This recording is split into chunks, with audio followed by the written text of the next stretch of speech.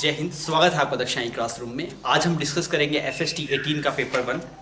Paper तो आपने देख ही लिया होगा। पेपर सिंपल था, आसान पेपर था। काफ़ी टाइम बाद ऐसा पेपर आसान देखने को मिला है, तो करके भी खुशी मिली, फटाफट हो गया पेपर।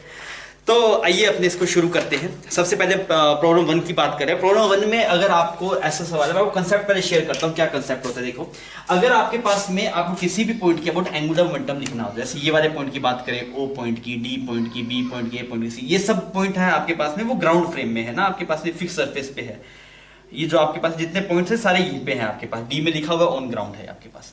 तो अगर आप देखें इन सभी पॉइंट्स के बाद जो मोशन है, वो मोशन कैसा है आपका, ट्रांसलेशन प्लस रोटेशन। तो अगर आप एंगुलर मोमेंटम लिखेंगे कौन से मोशन के लिए, ट्रांसलेशन प्लस रोटेशन मोशन के लिए, तो एक्सप्रेशन क्या है, that is R cross PCM plus ICM multiply omega. ये एक्सप्रेशन आता है आपके पास में, ये ट्रांसलेशन की वजह से, ये रोटेशन की वजह से। पर यहाँ पे खतरा क्या है, खतरा ये है जब आप दोनों को जोड़ें तो आप ऐड देख लीजिए दोनों डायरेक्शन सेम है कि नहीं। जैसे कि मान लीजिए अगर आप बात करेंगे डी पॉइंट के अबाउट, डी पॉइंट के अबाउट अगर आप एंगुलर मोमेंटम निकालना चाहते हैं, डी पॉइंट के अबाउट क्या बोलेंगे सर, इसका तो आएगा आपके पास में, अगर आप बोले एंगुलर मोमेंटम अबाउट डी, तो आर क्रॉस पीसीएम, तो आर कितना बन गया, आर क्रॉस पीसीएम में आर यही बनेगा, आर क्रॉस पीसीएम निकाल पाएंगे ना, तो आर परपेंडिकुलर लेंगे तो आर ही बनेगा। तो कितना आएगा आपके पास, एम वीसीएम आर, ये ट्रांसलेशन की वजह से। और रोटेशन की वजह से अगर आप चेक करेंगे तो देखिए आर क्रॉस पीसीएम का सेंस आया ऐसे, तो इस वाले का जो एंगुलर मोमेंटम आ रहा है वो अंदर की तरफ आ रहा है ट्रांसलेशन की वजह से, और रोटेशन की वजह से भी अंदर की तरफ आ रहा है, तो दोनों जुड़ जाएंगे आपके पास, आईसीएम मल्टीप्लाई ओमेगा।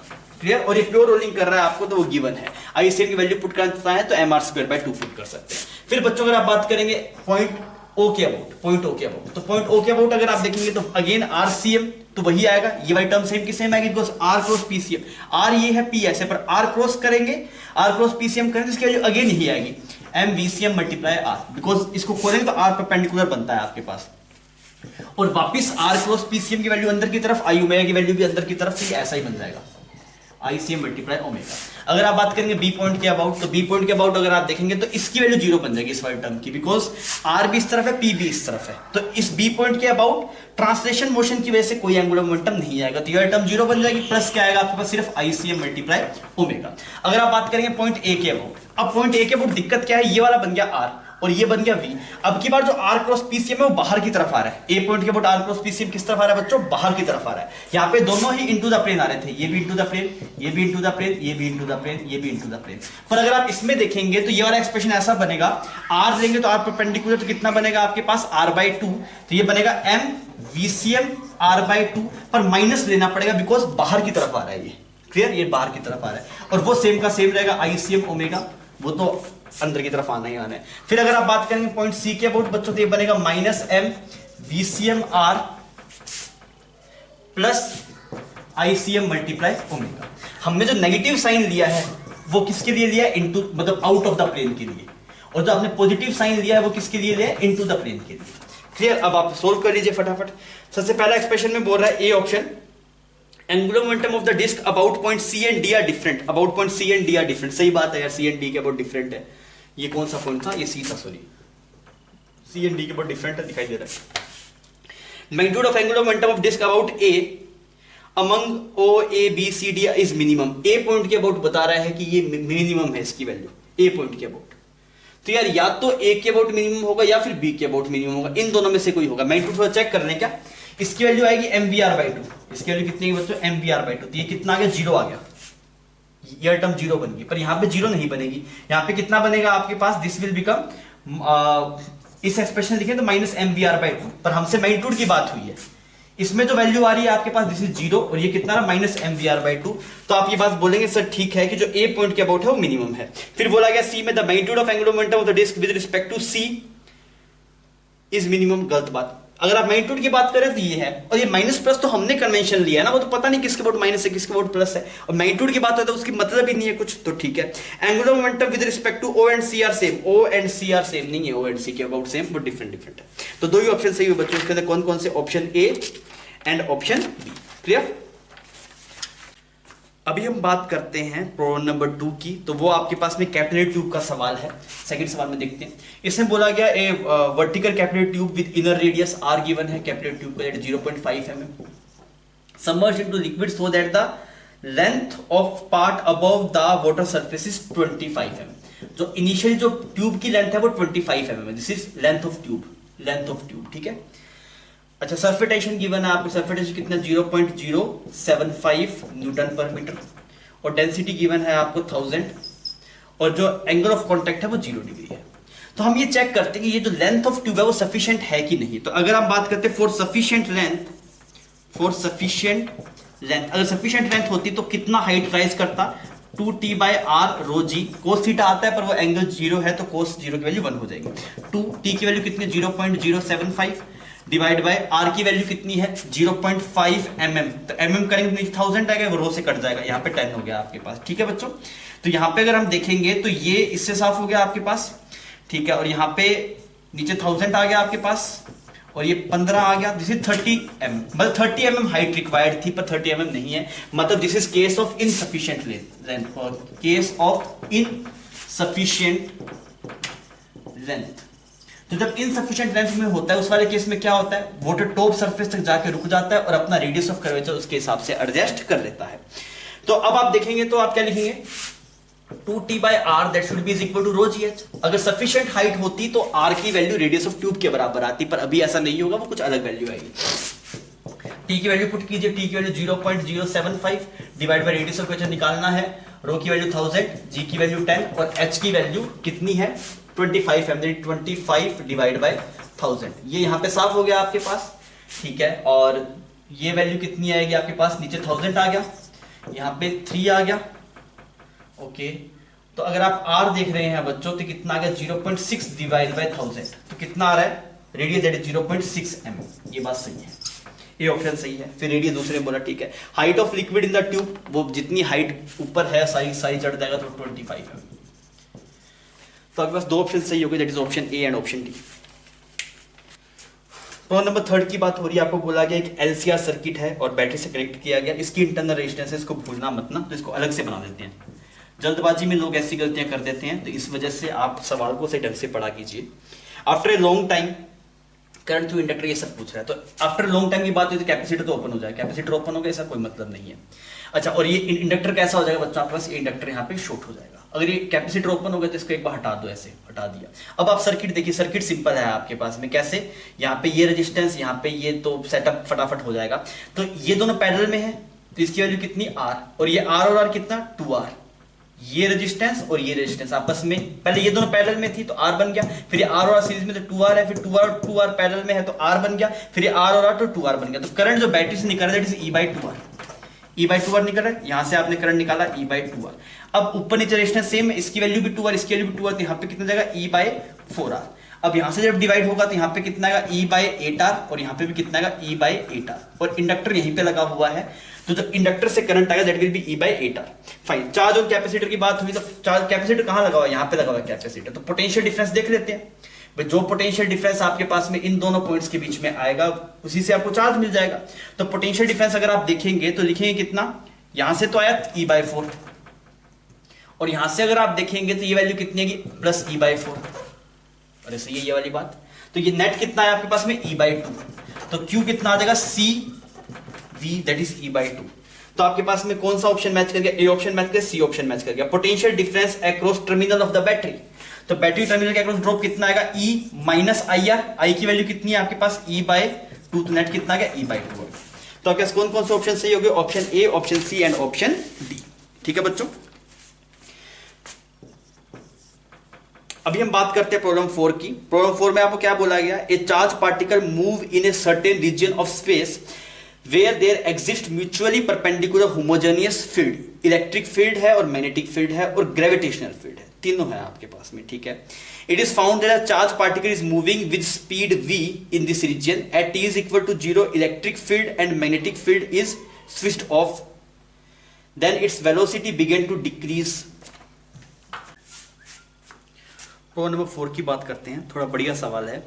सवाल में क्या बोला गया, क्योंकि इसमें 3 फील्ड है, मैग्नेटिक फील्ड है, इलेक्ट्रिक फील्ड है और ग्रेविटेशनल फील्ड है, तीनों आपस में परपेंडिकुलर है, ऐसा उसने बोला गया। और एक चार्ज पार्टिकल को आप प्रोजेक्ट करते हैं जब तीनों फील्ड थे और वो कांस्टेंट वेलोसिटी से मूव करता है, मतलब उस पर F0 0 होना चाहिए।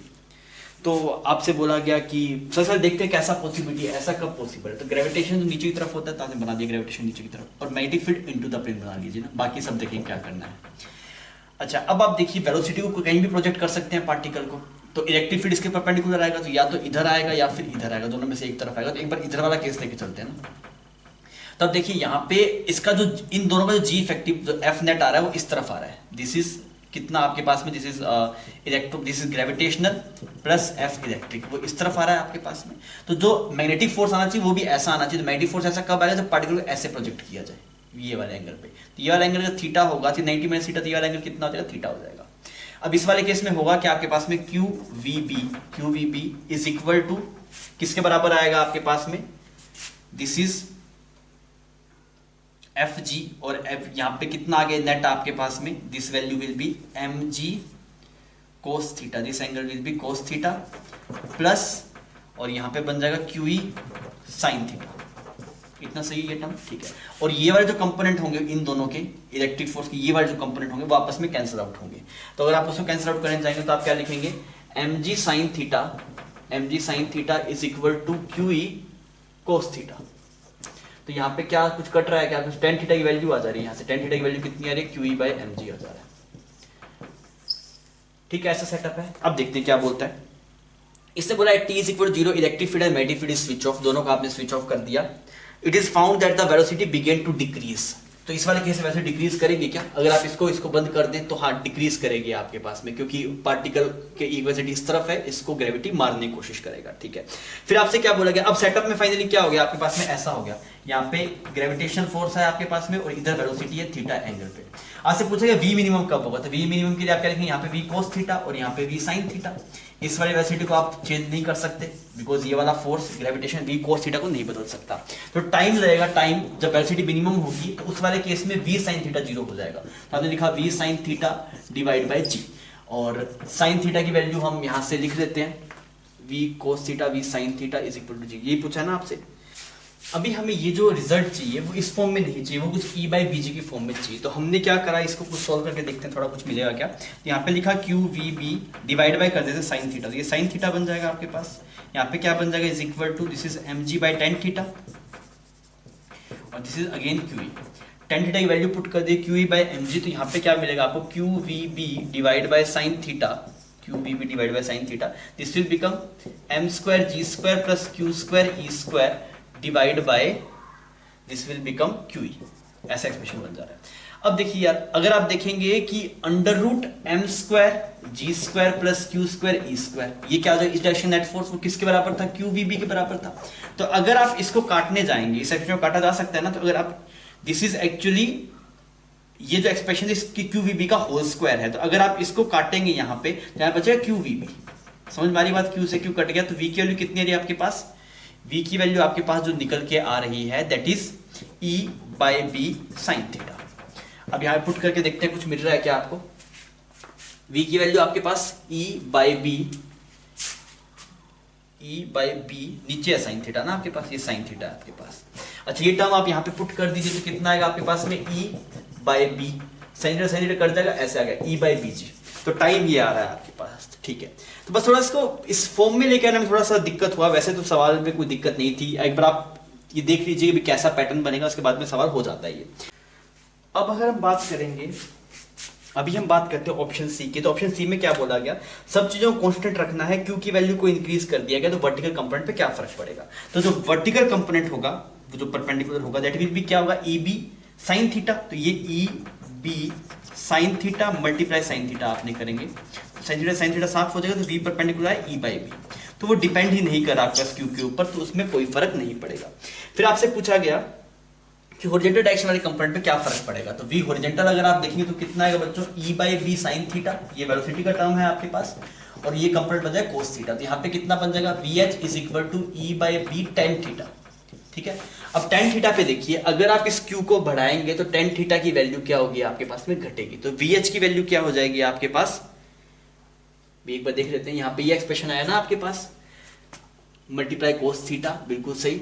आपसे क्या बोला जा रहा है कि हमें कीपिंग द और इंक्रीजिंग द चार्ज, अगर आप चार्ज को इंक्रीज करेंगे, टेन थीटा की वैल्यू भी क्या हो जाएगी आपके पास, इंक्रीज हो जाएगी। और अगर टेन थीटा की वैल्यू आपके पास में इंक्रीज हो जाएगी तो वीएच की वैल्यू घटेगी। तो ये क्या आना चाहिए, डिक्रीज आना चाहिए था, उसमें इंक्रीज लिखा हुआ है। तो ये सवाल अच्छा है, इसमें सी एंड डी ये दोनों ऑप्शन भी अच्छे हैं और स्टार्टिंग वाला प्रोसेस भी अच्छा है। तो एक बार आप सवाल को सही ढंग से कर लीजिएगा। प्रॉब्लम नंबर 5 में अगर आप देखेंगे तो आपको बोला गया जो प्रोसेस 2 से 3 है और प्रोसेस 4 से 1 है, ये दोनों प्रोसेस कैसे हैं आपके पास में, एडियाबैटिक है। और ऊपर वाला जो दोनों प्रोसेस है दैट इज आइसोथर्मल। आपसे क्या बोला गया कि इसमें जो वर्क डन है 2 से लेके 3 में और 4 से लेके जो 1 में जो वर्क डन है उसकी बात हुई है। तो वर्क डन का फॉर्मूला होता कितना है adiabatic, that is NR delta T divide by 1 minus gamma. अब आप देखिए यहाँ का जो टेम्परेचर है आपके पास में, यहाँ पे अगर आप टेम्परेचर देख रहे हैं तो कैसे देखेंगे, यहाँ पे वॉल्यूम गिवन है 3V0, तो यहाँ का जो टेम्परेचर है that is 9P0 V0 divide by NR, clear. और यहाँ का जो टेम्परेचर है आपके पास में ये क्या गिवन है आपको, this is 4P0 V0, this is 4P0 V0 divide by NR। Similarly अगर आप यहाँ पे देखेंगे तो यहाँ पे जो आ रहा है दैट इज 4P0 V0, इस वाले पॉइंट पे temperature that is 4P0 V0 divide by NR, और यहाँ का टेम्परेचर देखें that is 9P0 V0 divide by NR। तो आपको क्या दिखाई दे रहा है कि यहाँ का डेल्टा T और यहाँ का डेल्टा T सेम है दोनों में, that is 5P0 V0 bye NR। तो अगर ये वाली टर्म आपके पास में सेम है, मतलब आपसे एरिया की बात किया, नेगेटिव पॉजिटिव की बात नहीं की, सिर्फ एरिया की बात की है। तो अगर बच्चों एरिया की बात अगर आप देखेंगे तो भाई साहब ये वाली टर्म मतलब डेल्टा T वाली वैल्यू सेम है, गामा सब सेम है, तो इसका जो एरिया आएगा वही एरिया इसका आएगा। तो A1 बाई A2 का जो रेशियो आएगा वो कितना आ जाएगा आपके पास, 1 आ जाएगा, ठीक है।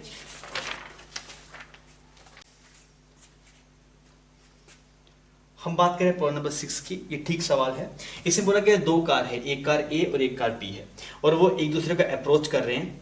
इसकी स्पीड सिर्फ 10 मीटर पर सेकंड, इसकी 15 मीटर पर सेकंड है, और इनिशियल सेपरेशन गिवन है, ऐसा कुछ था।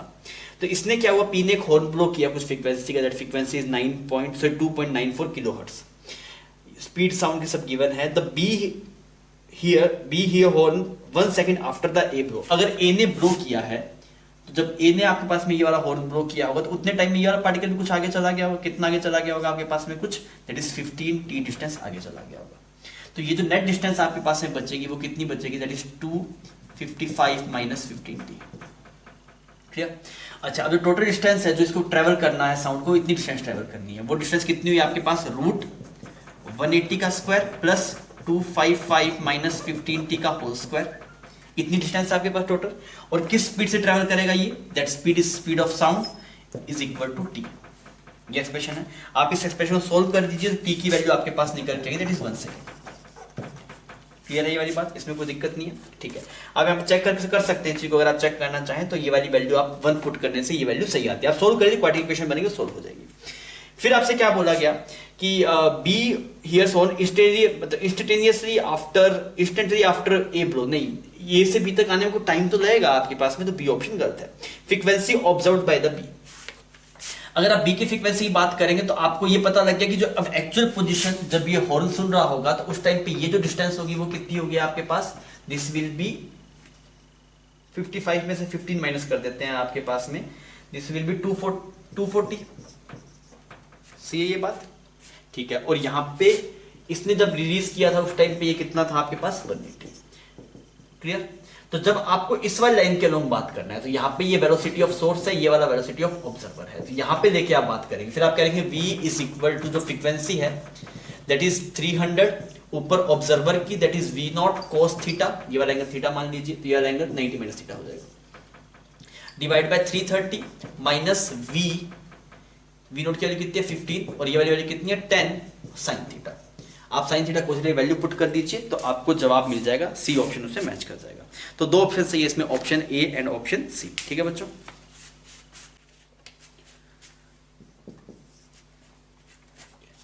अभी हम बात करें प्रॉब्लम नंबर 7 की। तो उस वाले में क्या है आपके पास में, यहाँ पे 3 स्फीयर्स बना दिए ना, ये नया सवाल है, सवाल नहीं देखा कभी।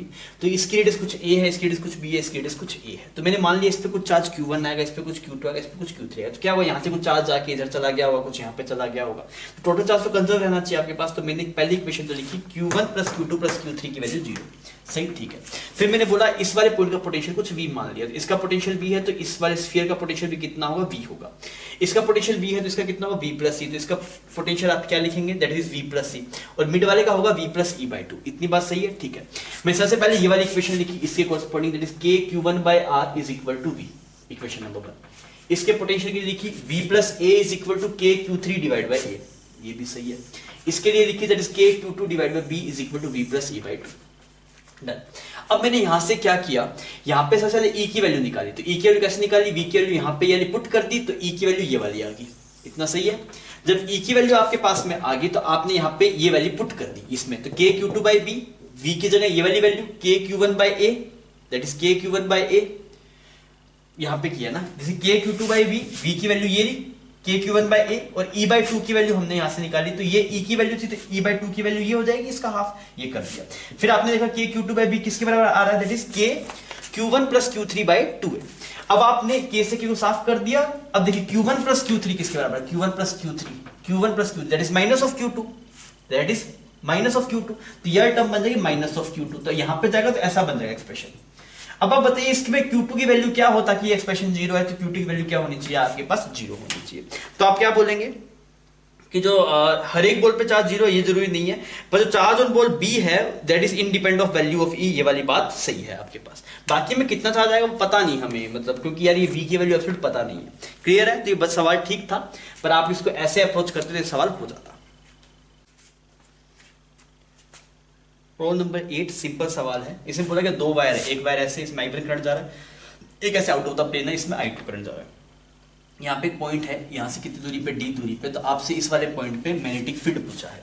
तो अगर आप इस वाली वायर की वजह से देखेंगे तो इसकी तरफ फिंगर किया, मतलब इसकी तरफ थंब किया, फिंगर्स खोला, आचर बाहर की तरफ आ रहा है, तो एक तो मैग्नेटिक फील्ड बाहर की तरफ आ जाएगा, mu not I divide by 2 pi D। ठीक है, ये B1 हो गया आपके पास। B2 अगर आप चेक करें तो कैसे देखेंगे, B2 किया इस तरफ, तो इस तरफ आ रहा है B2 आपके पास, और B2 कितना आ रहा है आपके पास, mu not I divide by 2 pi D। Clear. अब यार ये जो नेट आएगा वो कुछ ऐसा आएगा, एक ऐसे है मैग्नेटिक फील्ड, एक ऐसा है ना, एक मैग्नेटिक फील्ड आपके पास ऐसा है और एक ऐसा है, नेट आएगा वो कुछ ऐसा आएगा, तो एक्स वाई प्लेन के अंदर है, तो ये बात सही है। तो इन एक्स वाई प्लेन मतलब ये ऑप्शन सही हो गया। वैल्यू कितनी है आपके पास में, जो दोनों है वो परपेंडिकुलर है एक दूसरे के, तो अगर आप नेट जोड़ेंगे तो पी नेट कितना आ जाएगा, पी नेट आ जाएगा under root of B1 square plus B2 square. तो अगर आप करेंगे that is mu naught 2 pi D बाहर आ जाएगा, root I1 square plus I2 square की पावर 1/2। तो कौन सा ऑप्शन है ऐसा, दैट इज ऑप्शन डी। तो दो ऑप्शन मैच कर जाएंगे बच्चों इसमें, option A and option D. अभी हम 9th प्रॉब्लम देखते हैं। 9th प्रॉब्लम सिंपल सवाल है आपके पास में, आपको ऐसे बोला गया कि ऐसे सरफेस है और इधर जो रिफ्रैक्टिव इंडेक्स है वो कुछ μ1 है, इधर का रिफ्रैक्टिव इंडेक्स कुछ μ2 है। आपसे मतलब μ1 μ2 की वैल्यू गिवन है हर एक ऑप्शंस के अंदर, ऑब्जेक्टिव डिस्टेंस गिवन है, तो इमेज पूछा है। तो सिंपल मैं आपको बेसिक बताया तो क्या होता है, यहाँ पे आपको ऑब्जेक्ट रखा गया ना, इस तरफ ऐसे ऑब्जेक्ट, यू की वैल्यू हमें हर एक जगह यू की वैल्यू नेगेटिव है, मतलब इस तरफ ऑब्जेक्ट को रखा गया, तो आप क्या लिखेंगे μ2 by V minus μ1 by U is equal to μ2 minus μ1 divide by R. तो यहाँ पे यू की वैल्यू आप इस तरफ है तो वो सवाल में नेगेटिव गिवन ही है और नेगेटिव ही पुट करनी है। अगर वी की वैल्यू आपको जैसे साइन के साथ आएगी वो पूछा है, आर की वैल्यू क्या पुट करेंगे, आर की वैल्यू पॉजिटिव पुट करेंगे। क्लियर है, μ1 μ2 गिवन है, आप करेंगे तो इसमें ऑप्शन बी आपका मैच कर जाएगा। सिंपल सा सवाल था। फिर अगर आप 10th प्रॉब्लम में बात करेंगे, जो 10th प्रॉब्लम है वो भी सेम यही कंसेप्ट है, पर उसमें वी नहीं पूछे, क्या पूछा है आपसे, मैग्निफिकेशन पूछा है। ये है ना आपके पास में मैग्निफिकेशन पूछा है, तो हमारे से जो मैग्निफिकेशन पूछा तो हम ट्रांसवर्स मैग्निफिकेशन लिखेंगे। ट्रांसवर्स मैग्निफिकेशन कितना आएगा, μ1 by μ2 divide by v by u। Transverse magnification is mt is equal to μ1 by μ2 divide by v by u। आप ये एक्सप्रेशन यूज करेंगे तो आपके पास में आपको जवाब मिल जाएगा। तो इससे अगर आप करके देखें तो आपका कौन सा ऑप्शन मैच करेगा, ऑप्शन सी यहाँ पे आपके पास मैच कर जाएगा। प्रॉब्लम नंबर 11 की बच्चों अगर आप बात करेंगे तो आपको बोला गया कि यहाँ पे 3 प्लेट्स है, आप तीनों प्लेट बना दीजिए। एक प्लेट ये रहा, दूसरा प्लेट आपके पास ये रहा, और तीसरा प्लेट कुछ यहाँ पे है, और चार्जेस आपको गिवन है। इस पे चार्ज है कुछ Q और इस पे कितना गिवन है -2Q। ये सेटअप है आपके पास और हर एक फेस से पूछा है। तो कैसे करते हैं, जो आउटर फेस पे चार्ज आता है that is summation of Q/2। तो यहाँ पे Q यहाँ -2Q, तो माइनस नेट कितना है -Q, तो यहाँ पे -Q/2 और यहाँ पे -Q/2, इतना बना दिया। अब इसमें नेट कितना होना चाहिए, Q होना चाहिए। अगर यहाँ पे -Q/2 है तो यहाँ पे कितना होगा, 3Q/2 होगा। सही। अच्छा, अगर यहाँ पे 3Q/2 तो यहाँ पे कितना -3/2, 3Q/2, यहाँ पे कितना +3Q/2, और इस वाले टर्म पे यहाँ पे कितना आ जाएगा आपके पास, दैट इज -3Q/2। आपको हर एक फेस पे चार्ज मिल गया, जो आपको करना है आप कर लीजिए। तो अगर आप सबसे पहले पूछा गया the charge on the right most plate, right most plate that is -Q/2, ये आ गया आपके पास में, Q आ गया। फिर पूछा गया लेफ्ट मोस्ट, फिर ठीक है एक को बीच का देख लेते हैं, charge appearing on the left surface of the middle plate, left surface middle plate के लेफ्ट सरफेस, तो कितना था -3Q/2। तो आप करेंगे तो डी ऑप्शन इसका मैच कर जाएगा। अगर हम बात करें प्रॉब्लम नंबर 12 की, तो प्रॉब्लम नंबर 12 में क्या बोल रहा है, अर्थिंग का केस है। अर्थिंग का केस है, ठीक है देखते हैं। यहाँ पे ऐसे प्लेट्स बना दिया आपने और आपने क्या किया बच्चों, इस वाले प्लेट को अर्थ कर दिया। आपको याद होगा मास्टर ने बताया था कोई भी प्लेट को अगर अर्थिंग कर दिया तो अर्थिंग करने के बाद में आउटर मोस्ट शेल पे कितना चार्ज आता है, 0 चार्ज आता है। तो यहाँ पे 0 तो यहाँ पे भी 0 आएगा। क्लियर। अच्छा, अब इस पे इनिशियल चार्ज क्यों था, पर उसका कोई मतलब नहीं है, बिकॉज ये चार्ज कंजर्व नहीं रहेगा, अर्थ से कोई भी चार्ज आ जा सकता है, तो इसका मतलब नहीं है, ये कोई काम का नहीं, इसको हटा दो भले। अब इस ये यहाँ पे -2q है, ये आइसोलेटेड प्लेट है, तो यहाँ पे कितना आएगा -2q, तो यहाँ पे कितना आएगा बच्चों +2q, तो यहाँ पे कितना आएगा -2q, तो यहाँ पे कितना आएगा +2q। अब आप चेक कर लीजिए, charge appearing on the outer surface of the right most, तो 0 आएगा। ठीक है। The charge appearing on the outer surface of the left most में फिर वो भी 0 आएगा आपके पास में। ठीक है। फिर पूछा charge appearing on the left surface of the middle, left surface that is -2q, तो क्या आ रहा है आपके पास में, टी मैच कर जा रहा है आपके पास। और यहाँ पे देखिए charge appearing on the right surface of the middle plate, तो वो आ रहा है +2q, तो आपके पास में एस मैच कर जाएगा। इस हिसाब से ऑप्शन सी इसके अंदर करेक्ट हो जाएगा। क्लियर है बच्चों, कोई दिक्कत नहीं इसके अंदर। ठीक है। अभी हम न्यूमेरिकल टाइप के पहले सवाल की बात करते हैं, जो आपके पास न्यूमेरिकल है। पहले सवाल में आपको बोल रहा है the radio active substance is being produce at a constant rate a पर सेकंड। मान लीजिए यहाँ पे एक कोई न्यूक्लियाई है, वो इधर कांस्टेंट रेट a से बन रहा है और इधर फिर लैम्डा से कुछ डिके हो रहा है आपके पास। क्लियर। इसका जो डिके कांस्टेंट है वो कुछ b गिवन है आपको। तो पूछा गया the relation between the maximum number of nuclei is, तो आप क्या लिखेंगे, आप लिखेंगे dNA/dt कितना बनेगा, a माइनस bNA। अरे सही है, ये एक्सप्रेशन लिखेंगे भाई, इस वाले रेट से बन रहा है और इस वाले रेट से डिके हो रहा है। अगर आपको Na को मैक्सिमाइज करना है, तो फॉर मैक्सिमम Na dNA/dt कितना हो जाएगा आपके पास, 0 हो जाएगा। इसको अगर आप 0 करेंगे तो a is equal to bNA, तो Na की वैल्यू कितनी आ जाएगी बच्चों, a/b आ जाएगी आपके पास। इतना सही है, कोई दिक्कत नहीं इसके अंदर। ठीक है।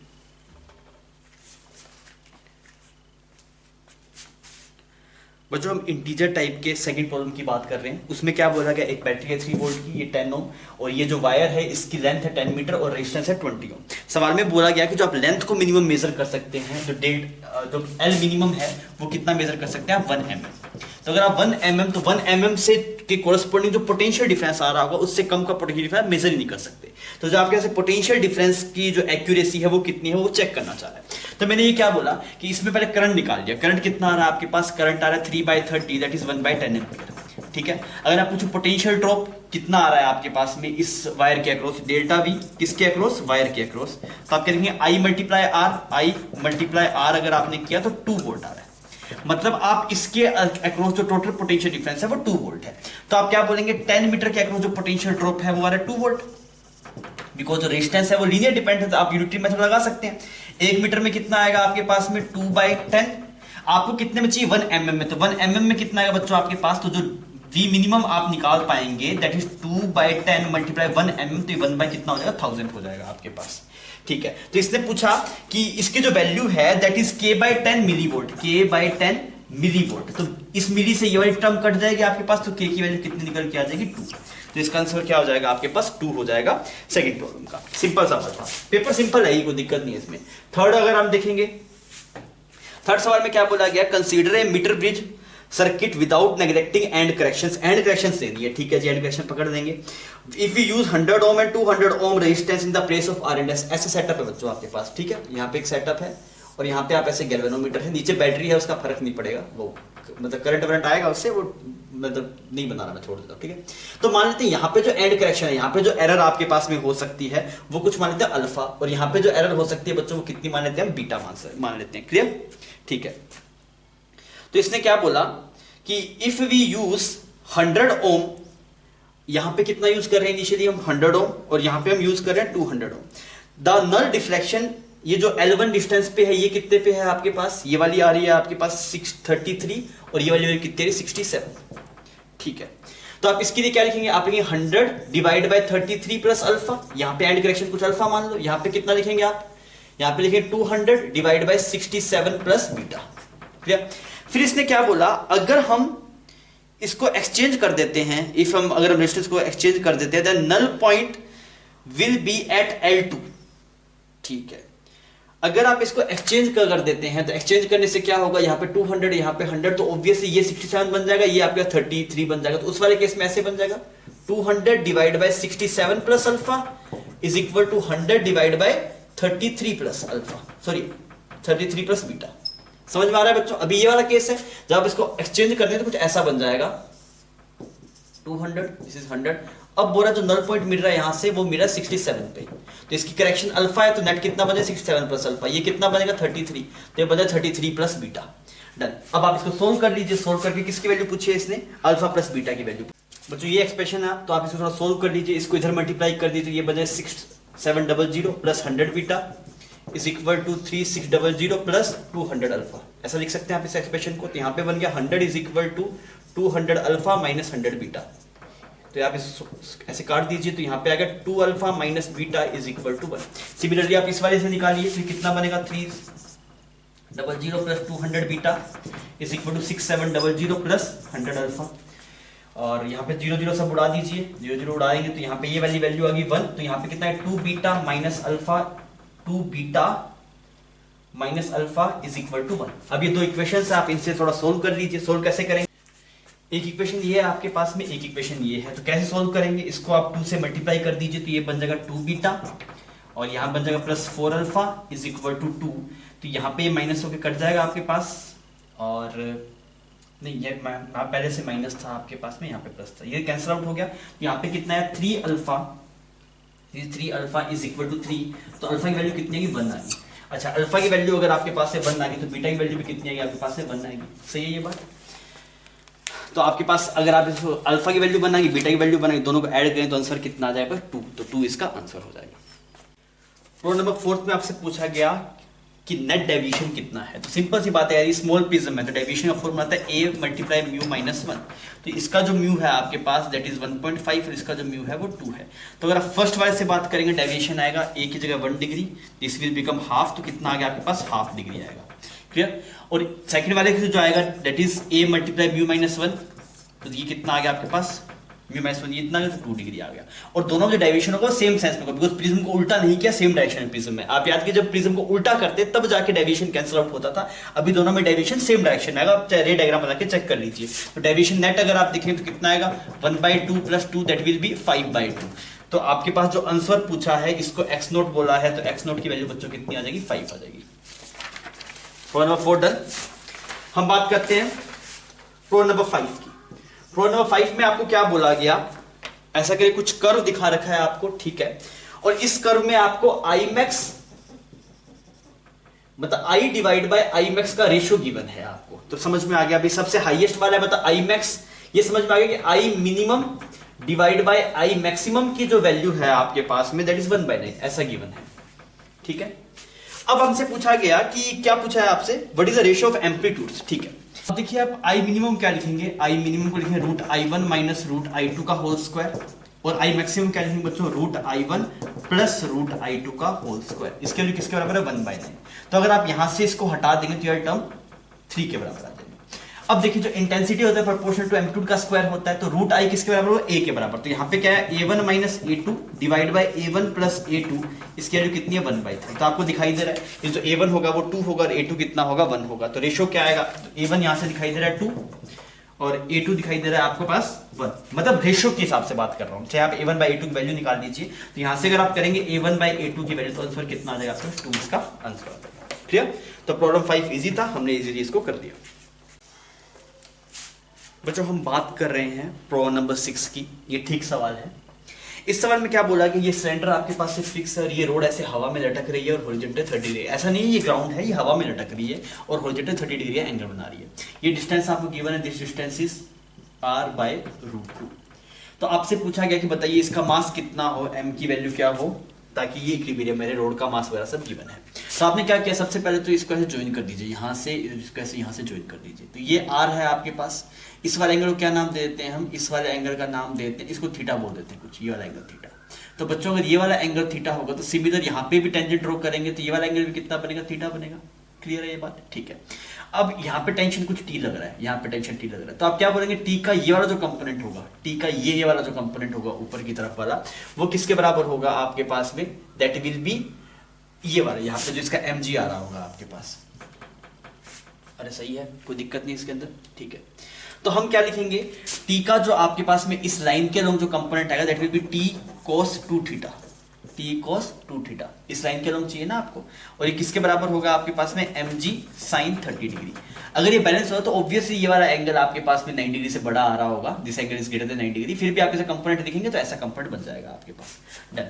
अच्छा, इस थीटा की वैल्यू निकाल लेता हूं, तो मैंने क्या लिखा यहाँ पे, ऐसा सिस्टम बन रहा है ना आपके पास में, ये वाला 90 डिग्री है, ये ऐसा है, तो tan थीटा की वैल्यू कितनी है, tan theta is perpendicular by base, तो परपेंडिकुलर बाय बेस अगर आप करने जाएंगे तो ये वैल्यू आ जाएगी √2, ऐसा एक्सप्रेशन आएगा √2। ठीक है, अगर tan थीटा आपके पास में √2 आया तो ट्रायंगल कैसा बनेगा, ट्रायंगल ऐसा बनेगा, perpendicular by base this is 1, और ये वाली वैल्यू कितनी आ जाएगी, √3 आ जाएगी, यहाँ पे थीटा हो गया। तो अगर आप cos थीटा निकालने जाएंगे, cos theta this will be 1/√3, सही है बच्चों, कोई दिक्कत नहीं है। यहाँ पे tan थीटा लिखा परपेंडिकुलर बाय बेस, तो √2 आ गया, फिर tan थीटा से बाकी वैल्यूज निकाल दी। अब t cos थीटा को क्या लिखेंगे, t cos थीटा लिखेंगे twice of cos square theta minus 1, और यहाँ पे बन जाएगा mg sin 30, तो ये बन जाएगा mg/2। ठीक है जी, t cos स्क्वायर थीटा की वैल्यू कितनी है, 1/3, तो यहाँ पे 2/3 बन गया, -1 हो गया आपके पास, is equal to mg/2। Clear, तो यहाँ से जो वैल्यू आ रही है वो वैल्यू आ रही है -t/3। इसका मतलब क्या हो रहा है, आपने कंपोनेंट ऐसे ब्रेक किया तो कंपोनेंट ऐसा नहीं आएगा, ऊपर की तरफ आएगा, इस वजह से माइनस शो कर रहा है, तो माइनस हमने हटा दिया बिकॉज हमें मैग्नीट्यूड खेलना है। यानी किसके बराबर आ गया आपके पास, mg/2। ठीक है, अब ये टेंशन किसके बराबर होगा, ये जो टेंशन है आपके पास में इसके मास के बराबर होगा, और यहाँ ये वाला m है वो इस रोड का मास है, तो ये तो कितना बन गया आपके पास 45, 90/2 45, और यहाँ पे ये जो t है आपके पास में दिस विल बी mg/3। सही है बच्चों, ठीक है। तो यहां पे अगर आप देखेंगे तो ये m की वैल्यू कितनी आ गई आपके पास, this will become, this was m की वैल्यू कितनी थी सवाल में, 6 थी, सॉरी ना, m की वैल्यू 6 थी, तो 60 से 30 आ गया आपके पास, अगर ये 30 आ गया तो m की वैल्यू कितनी आ गई आपके पास, 9 बची आ गई। सिंपल सवाल था, कोई दिक्कत नहीं, बस आपको एंगल निकालना आना चाहिए था, आपको एंगल चमकना चाहिए था, अगर आप एंगल निकाल सकते हैं सवाल फंसता नहीं। ठीक है बच्चों, तो ये पेपर यहाँ पे खत्म होता है, पेपर इजी था, काफी टाइम बाद इतना इजी पेपर देखने को मिला, आई होप आपने बढ़िया स्कोर किया होगा। Okay, thank you.